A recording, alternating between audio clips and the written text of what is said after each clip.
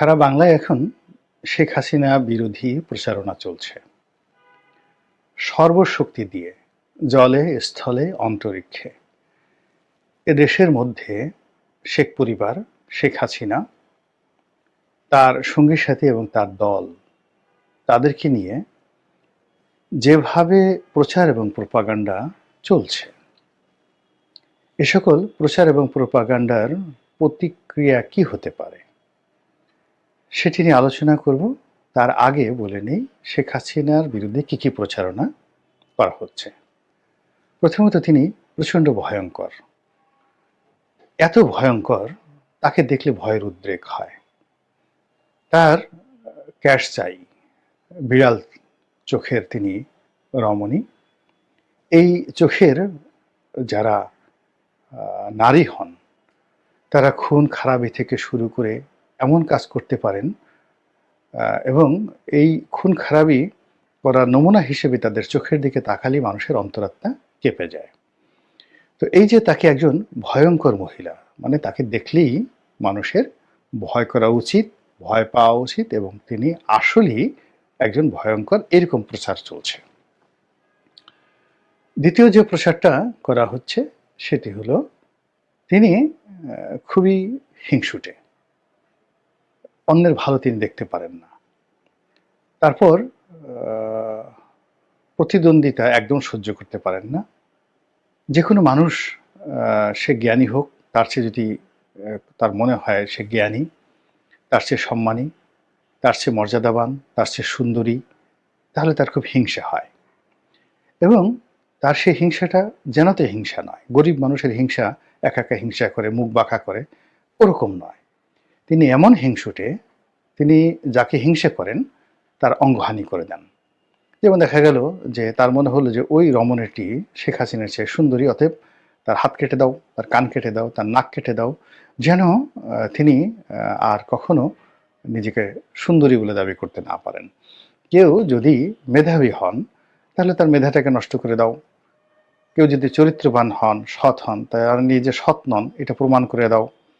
তারপরে তাকে অপদস্থ করো, লাঞ্ছিত করো, ক্যারেক্টার অ্যাসাসিনেশন করো। এটা হলো তার হিংসের যে চরিত্র। এরপরে তিনি নিষ্ঠুর প্রতিশোধ পরায়ণা, অর্থাৎ তার বাবার, তার বংশের, তার 14 গোষ্ঠীর, তার দলের, এমনকি যদি কেউ তার ছায়ার সঙ্গে একটু বেয়াদবি করে থাকে তার দৃষ্টিতে, তাহলে তিনি সেটি ভয়ঙ্করভাবে সেটার প্রতিশোধ নেন।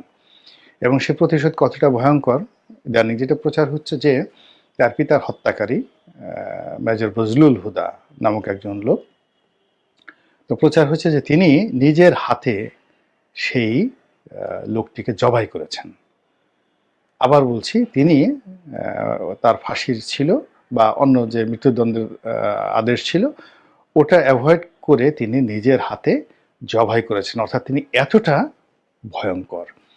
তো এই জিনিসগুলো যখন প্রচার হচ্ছে, সেক্ষেত্রে আওয়ামী লীগের জন্য কতটা লাভ হবে, কতটা ক্ষতি হবে, দেশের জন্য কতটা লাভ হবে, ক্ষতি হবে, এবং শেখ হাসিনার যারা প্রতিপক্ষ তাদের কি হবে, এবং আগামীতে যারা রাজনীতি করতে আসবেন তাদের কি হবে, এই বিষয়গুলো নিয়ে খুব সংক্ষেপে আলোচনা করার চেষ্টা করব। প্রথমত হলো যে এ ধরনের প্রচার এবং প্রোপাগান্ডার ফলে, যেহেতু শেখ হাসিনা জীবিত আছেন, প্রোপাগান্ডার ফলে শেখ হাসিনা সম্পর্কে তার প্রতিপক্ষের মনে একটা ভয় তৈরি হবে, একটা আতঙ্ক তৈরি হবে, ভীষণ রকম আতঙ্ক তৈরি হবে। এতে করে প্রকৃতপক্ষে আওয়ামী লীগ এবং শেখ হাসিনার লাভ হবে। দুটো উদাহরণ দিই। একটা সময় চেঙ্গিস খানের খুব এরকম বদনাম ছড়িয়ে পড়ল যে তিনি যে শহরে যান, সে শহরে তিনি মানুষের মাথা দিয়ে বা মানুষের খুলি দিয়ে পিরামিড তৈরি করেন। তিনি যে জনপদে যান সব নারীকে ধর্ষণ করেন, সব পুরুষকে মেরে ফেলেন, এবং সব শিশুদেরকে আর নারীদেরকে দাস হিসেবে বন্দী করে নিয়ে যান। তো তার প্রতিপক্ষ বা তার নিজের যারা লোকজন রয়েছে, এটা খুব সুকৌশলে এই ভীতিটা ছড়িয়ে দেওয়া হলো। এর ফলে কি হতো যে তিনি যে শহরে যেতেন বা যে এলাকাতে যেতেন যুদ্ধ করার জন্য, প্রায় বেশিরভাগ ক্ষেত্রেই কোনো রকম যুদ্ধ ছাড়াই কেবল ভয় দেখিয়ে তিনি জয়লাভ করতেন।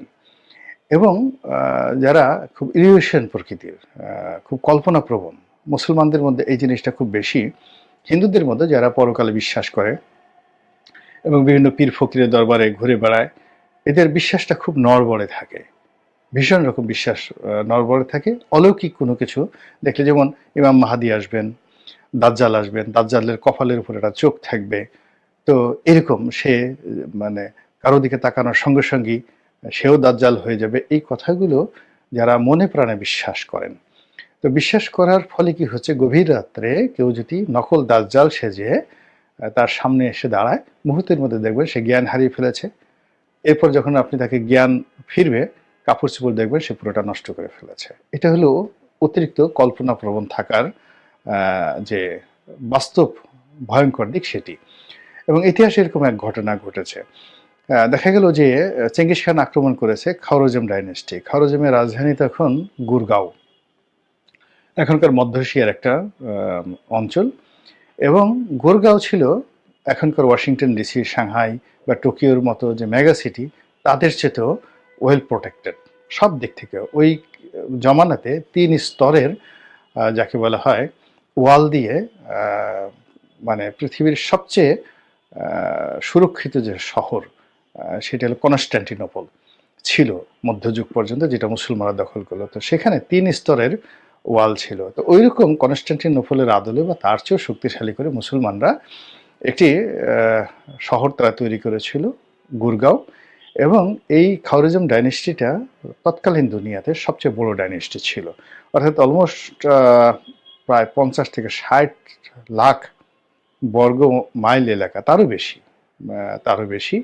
মধ্য এশিয়া, চীনের বিরাট অংশ, তারপরে মধ্যপ্রাচ্য, ইরান, তাতে কত 1.5 লাখের মতো বা 2 লাখের মতো হবে বর্গমাইল।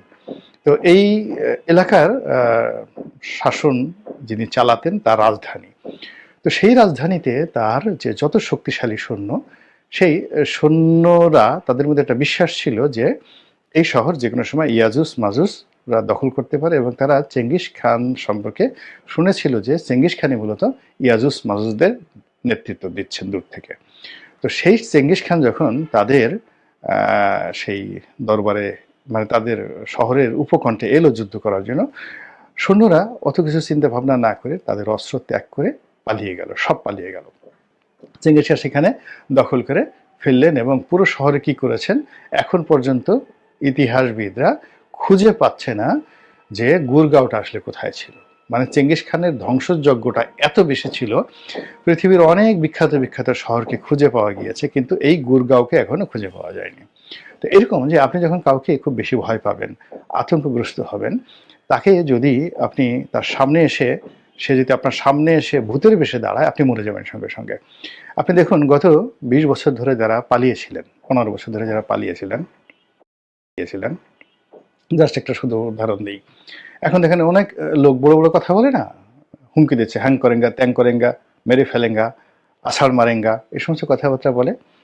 ওইরকম যারা লোকজন দাঁড়িয়ে থাকে, বড় বড় নেতা, আপনি তাদের পিছনে অচমকা গিয়ে খালি 2-3 জন লোক নিয়ে পুলিশের যে বাঁশি, সেরকম একটা বাঁশিতে ফু দেন, তারপর শেষে পিছনে বলেন জয় বাংলা আর বলেন ধর।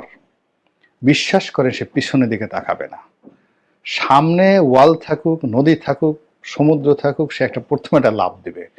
লাফ দিয়ে সে বহুদূর যাওয়ার পরে, ঘন্টাখানেক যাওয়ার পর যখন ক্লান্ত হয়ে পড়বে, তখন সে পিছনের দিকেও তাকিয়ে বলবে দৌড়াইলাম কেন। এটা হলো মানুষের একটা সাইকোলজি, মানে আপনি যাকে ভয় পান। তো এই যে শেখ হাসিনাকে যে ভয়ঙ্কর রূপে প্রচার করা হচ্ছে, এটা শেখ হাসিনার প্রতিপক্ষের জন্য মূলত একটা সাইকোলজিক্যাল একটা মানে রোগে পরিণত হয়েছে। ফলে কখনো কোনো কারণে যদি আওয়ামী লীগের মতো দলের বা শেখ হাসিনার যদি কোনো কারণে প্রত্যাবর্তন ঘটে, আপনি দেখুন 1 মিনিট লাগবে না, 30 সেকেন্ডের মধ্যে পুরো মাঠ ফাঁকা হয়ে গেছে। ফলে এখন যারা অতিরিক্ত প্রচার করছেন, তারা আলটিমেটলি নিজেদের ক্ষতি করছেন। 2 নম্বর হলো যে এই মন্দ কাজগুলো, মনোবিজ্ঞানের ভাষায় হলো আপনি আজে বাজে জিনিসের নাম উচ্চারণ করবেন না। এমন অনেকে যেমন বলে যে পর্ণ ছবি দেখবেন না, পর্ণ মানে কোনো, যে ইসলামে কোনো ছবি দেখাই নিষেধ। এর কারণ হলো এই বিষয়গুলো আপনার মন মননে একটা বিকৃত রুচি তৈরি করে। আপনি সুন্দরী একটা রোমান্টিক ছবি দেখলেন, একটা উলঙ্গ ছবি দেখলেন, একটা পারভার্টেড সেক্সুয়াল ভিডিও দেখলেন। এই বিষয়গুলো আপনাকে অসুস্থ বানিয়ে ফেলবে ফিজিক্যালি অ্যান্ড মেন্টালি। তো এইজন্য এই মন্দ দিকগুলো, বিষয়গুলো আলোচনা করতে হয় না, সামনে আনতে হয় না। আপনি অ্যাকশনে যাবেন। শেখ হাসিনার বিরুদ্ধে আপনাকে অ্যাকশনে যাবেন। আপনাকে মানে এখানে প্রচার করতে হবে না, বাজে কথা বলতে হবে না।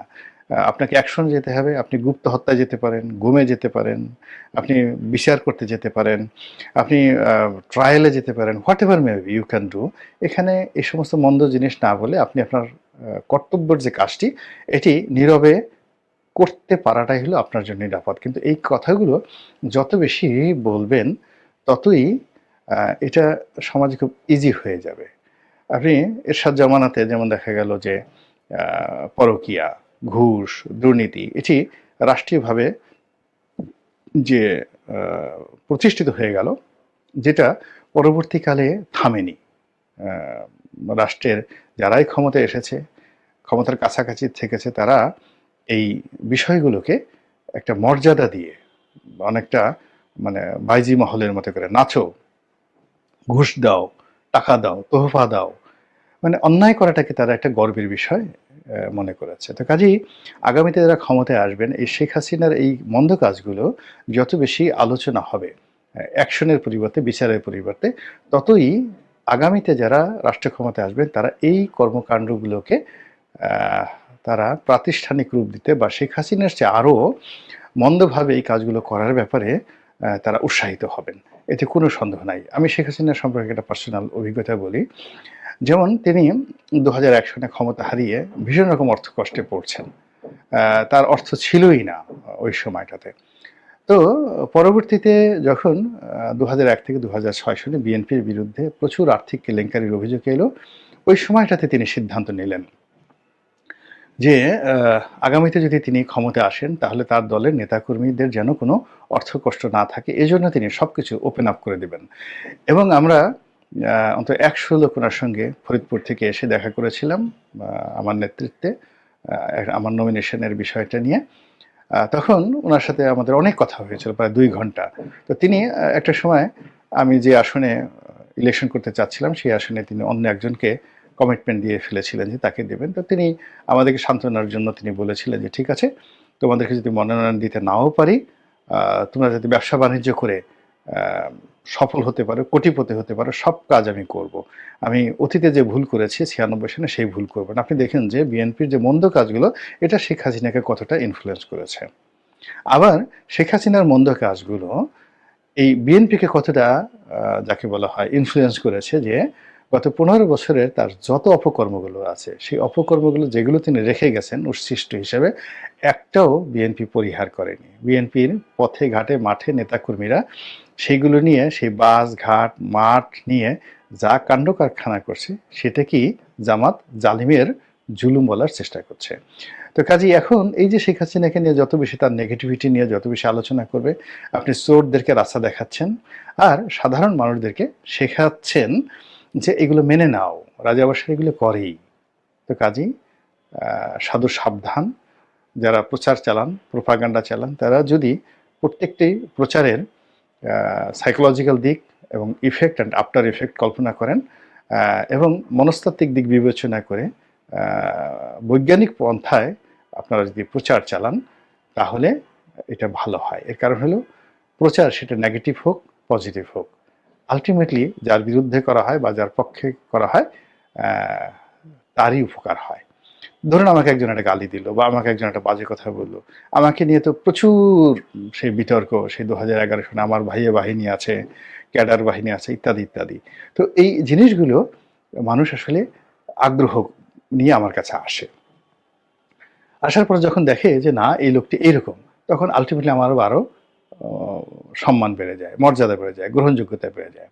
আবার আমার ক্ষেত্রে যদি উল্টো হতো, যেমন সত্যিকার অর্থে আমার একটা ভাইয়ে বাহিনী আছে বা আমি আসলে একটা খারাপ মানুষ, মানুষ আমাকে দেখতে আসলো, এসে আমাকে ভয় পেল এবং দেখা গেল যে আমি ফোন করার আগেই সেই সব কিছু ছেড়ে দিচ্ছে। ফলে এখানে নেতিবাচক ইতিবাচক প্রচারণা দুটোরই আলটিমেটলি একটা রেজাল্ট আছে। তো শেখ হাসিনাকে আপনারা যারা প্রচার করছেন তার বিরুদ্ধে কতটুকু উপকার করতে চান বা কতটুকু ক্ষতি করতে চান এবং আগামীর বাংলাদেশকে কতটা আপনি ফলপ্রসূ ভালো দেখতে চান, এটা একান্তই আপনাদের ব্যক্তিগত বিষয়।